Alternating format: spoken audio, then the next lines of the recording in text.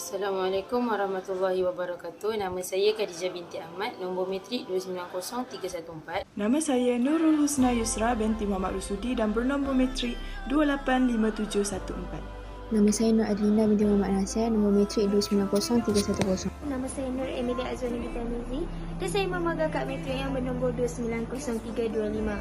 Saya Nur Audi binti Kamal, nombor metrik 29293. Sungai Siput dia terletak dekat negeri Perak yang dekat dengan Kuala Kangsar.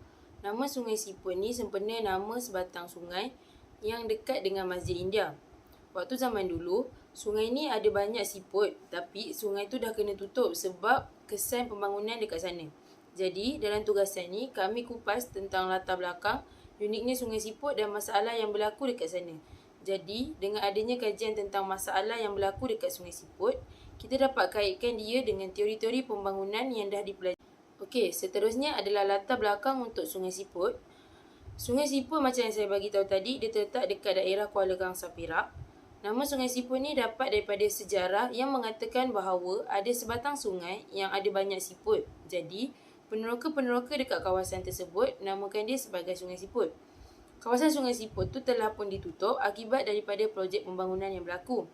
Selain itu juga, Sungai Siput ni diingati sebab sejarah 3 orang peladan Inggeris yang mati dibunuh oleh komunis pada tahun 1948. Disebabkan peristiwa tersebut, negara telah diperintahkan untuk darurat selama beberapa tahun sehinggalah tahun 1960. Sungai Siput ini juga mempunyai keluasan sebanyak 155,141 hektar bersamaan 61.5% daripada daerah Kuala Kangsar. Jadi dekat sini, 3/4 daripada daerah Kuala Kangsar adalah Sungai Siput. Dekat Sungai Siput juga ada kawasan yang menghijau dan cantik sesuai untuk jadi tempat pelancongan macam Pos Kuala Lemu. Kawasan tersebut sangat cantik dan pelbagai aktiviti-aktiviti yang boleh kita lakukan. Macam saya sendiri pernah pergi ke sana dan mempunyai pengalaman berada di sekolah Pos Kuala Lemu dan bermalam selama 3 hari 2 malam. Jadi, dalam kajian kami akan menerangkan tentang masalah-masalah yang berlaku di sana dan juga teori yang berkait serta program-program yang diwujudkan oleh pihak kerajaan.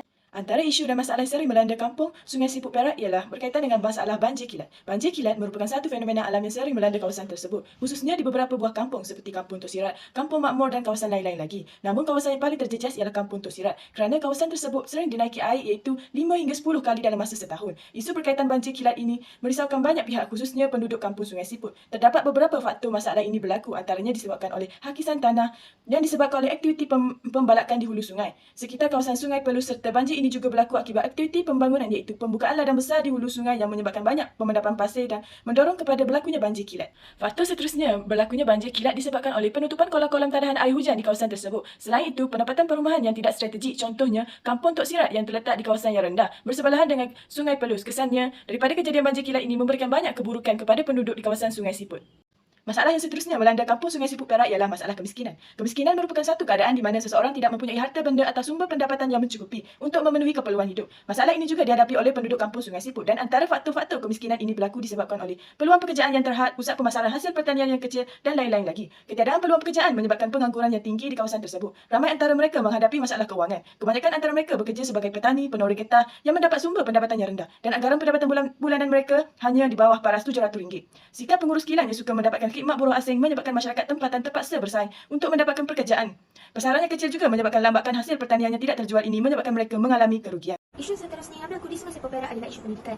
Tidak dinafikan bahawa pendidikan itu merupakan satu elemen yang sangat penting di dalam sesebuah negara kerana ianya adalah satu usaha untuk membangunkan masyarakat dalam aspek ekonomi, sosial dan juga politik. Isu pendidikan tersebut termasuklah apa yang ada di dalam slide iaitu ada pelajar sekolah menengah yang kecicilan di dalam pembelajarannya kerana mereka tidak mampu untuk membiayai kos tambang yang agak mahal. Ada juga ibu bapa yang terpaksa meminta bantuan kepada orang untuk membantu anak mereka menyambungkan pelajaran ke peringkat yang lebih tinggi seperti universiti maupun kolej. Hal ini demikian walaupun mereka sudah memiliki ataupun mendapat pinjaman daripada PT-PT Anuar Pemara, namun mereka masih memerlukan sejumlah wang untuk menyediakan keperluan buat anak mereka ke sana. Kebanyakan masyarakat yang menetap di Sungai Siput Perak, khususnya orang asli, mereka memilih untuk tidak ke sekolah. Hal ini demikian kerana mereka tidak tahu betapa pentingnya untuk mempelajari ilmu. Disebabkan mereka ini tidak ke sekolah, maka ada di kalangan mereka yang tidak tahu mengira, membaca maupun menulis. Teori seterusnya ialah model keperluan asas Galtung. Model ini diasaskan oleh Johann Galtung. Model keperluan asas Galtung membahagikan keperluan manusia kepada 4 bahagian. Pertama, keperluan keselamatan bagi menghindari masyarakat daripada keganasan, kezaliman, peperangan dan lain-lain. Yang kedua, keperluan kebajikan. Keperluan ini merangkumi keperluan asas manusia iaitu makanan, pakaian, tempat tinggal, kesihatan dan pendidikan. Yang ketiga ialah keperluan identiti. Keperluan ini menerangkan tentang keinginan manusia untuk berasa gembira, kasih sayang, arti kehidupan dan sebagainya. Yang terakhir adalah keperluan kebebasan di mana manusia perlukan kebebasan, tidak tertekan dan bebas menjalani kehidupan serta memerlukan komunikasi, media, pengangkutan dan lain-lain. Seterusnya, model ini dapat dikaitkan dengan masalah yang berlaku di kawasan Sungai Siput di mana kawasan tersebut mengalami taraf pendapatan yang rendah dan mengakibatkan mereka kekurangan keperluan asas seperti makanan, pakaian, sumber air bersih dan pendidikan. Jadi perkara ini berlaku sebab penduduk dekat kawasan Sungai Siput ni kurang peluang pekerjaan, pusat pemasaran hasil pertanian dan lain-lain.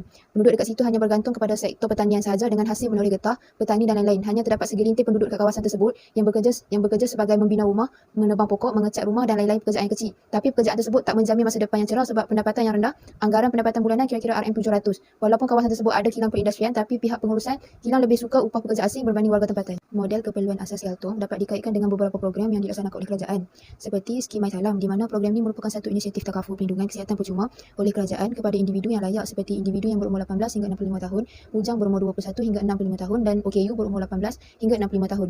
Seterusnya, program MyStep iaitu program peluang pekerjaan secara kontrak di mana kerajaan menawarkan 80,000 peluang pekerjaan secara kontrak di mana 50,000 peluang pekerjaan dalam sektor awam dan 30,000 peluang pekerjaan dalam GLC, GLIC dan rakan strategi. GLC ialah syarikat berkaitan kerajaan ataupun government link companies, contoh syarikat seperti Bank, Telekom Malaysia, TNB dan lain-lain. GLIC ialah government link investment companies atau syarikat pelaburan berkaitan kerajaan, contoh syarikat seperti Khazanah Nasional Berhad, KWSP, Lembaga Tabung Haji dan lain-lain. Saya akan bertuangkan tentang teori yang saya pilih iaitu teori pinggiran. Teori pinggiran ini merupakan teori yang menggambarkan kesan pembangunan pada sekumpulan penduduk yang tidak mampu bersaing dalam bersama-sama untuk membangun ekonomi negara.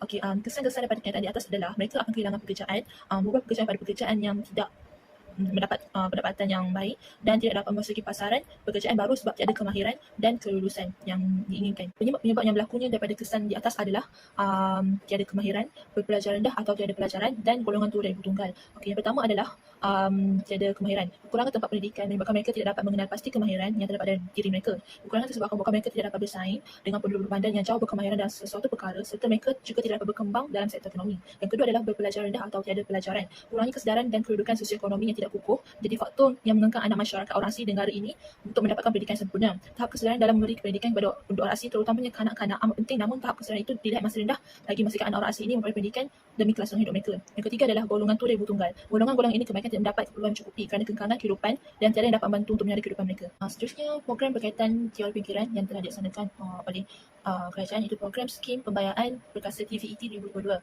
Program ini khusus untuk membantu mereka yang ingin menguasai kemahiran baru atau kemahiran yang diperlukan oleh industri dalam pengeluaran pekerja berkemahiran tinggi. Program ini adalah program latihan kemahiran jangka pendek, itu kurang pada 6 bulan termasuk program penuh atau modular atau pengiktirafan pencapaian terdahulu PTT atau bergantung kepada permintaan majikan atau industri di bawah Persecilan Kemahiran Malaysia PKM, Jabatan Pengguna Kemahiran JPK, Pendidikan Latihan Awam PLA, Pendidikan Latihan Swasta PLS yang digalakkan menawarkan kursus latihan secara value add bagi meningkatkan keboleh pekerjaan pelatih. Program yang kedua adalah program kelas dewasa orang asli, Penan atau Pribumi dikenal sebagai KEDAP iaitu KEDAP.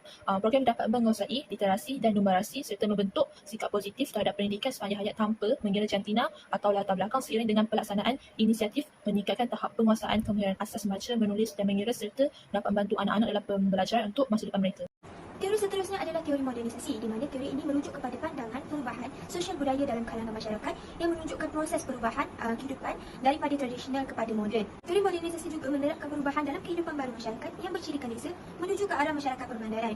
Oleh sebab yang demikian, maka teori modernisasi ini boleh diaplikasikan dengan permasalahan banjir kilat yang berlaku di Sungai Siput Perak kerana ia menunjuk kaitan terhadap langkah-langkah dan inisiatif yang diambil oleh kerajaan untuk menangani masalah banjir kilat ini demi kesejahteraan masyarakat di Sungai Siput Perak. Di dalam slide menunjukkan program yang berkaitan dengan teori modernisasi di mana yang pertama adalah rancangan Tempatan Banjir yang merupakan hasil usaha sama kerajaan dan juga Jabatan Pengairan dan Saliran JPS Perak yang dijangka siap pada tanggal 26 Februari 2024. Program usaha sama antara kerajaan dan juga Jabatan Pengairan dan Saliran Negeri Perak ini adalah merupakan satu usaha bagi membendung masalah banjir kilat yang sering berlaku di negeri Perak. Program yang dijalankan juga merupakan satu projek untuk mentangkan sungai, membina kolam tampungan dan juga sistem pengairan.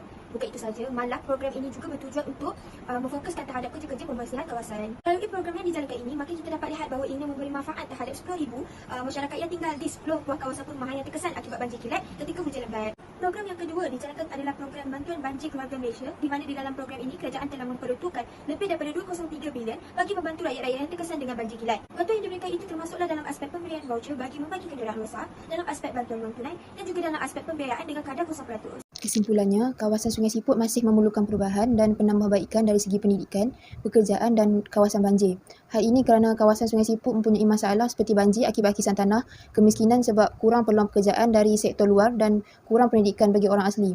Antara program yang dianjurkan adalah program MyStep bagi mengurangkan masalah pengangguran, seterusnya KEDAP, kelas dewasa orang asli, bagi memulihkan pendidikan orang asli dan program rancangan Tempatan Banjir ataupun RTB bagi menyelesaikan masalah banjir. Dengan adanya inisiatif sebegini, kawasan Sungai Siput akan lebih membangun dan dapat memberikan keselesaan kepada penduduk di kawasan tersebut. We are the dreamers, we make it happen. Guess we believe it. Look who we are.